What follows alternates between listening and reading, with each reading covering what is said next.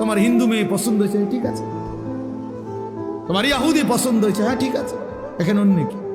তোমার যেটা ভাল লাগে এটা, তোমার যেটা মন চায় এটা, তোমার পছন্দই তোমার জীবন। খোদার কসম, কোরআন শরীফের আয়াত আছে বাপ, সূরা আরাফের মধ্যে আল্লাহ তাআলা বলছে, এই মনের ইচ্ছা মতো যে চলে, ওয়াত্তাবা হাওয়াহু, যে তার নফসের মনের চাহিদার অনুসরণ করে, আল্লাহর বিধান, রাসূলের বিধান, কোরআনের বিধান, ইসলামের বিধান, ধর্মের বিধান কিছুই যে মানে না, কোনো ধার ধারে না, পরোয়া করে না, পাত্তা দেয় না, আল্লাহর কসম, আল্লাহ কোরআনে বলছেন ফামাসালুহু কামাসালিল কালব, ওই ব্যক্তির উদাহরণ, ওই ব্যক্তির জিন্দেগি কুকুরের মতো, কুত্তার মতো, কুত্তার মতো, কুত্তার মতো, কুত্তার মতো। দেখা ওই জিন্দেগি কুত্তার জিন্দেগি, ওই জিন্দেগি কুত্তার জিন্দেগি। আমি বললাম কোরআনের আয়াত এটা।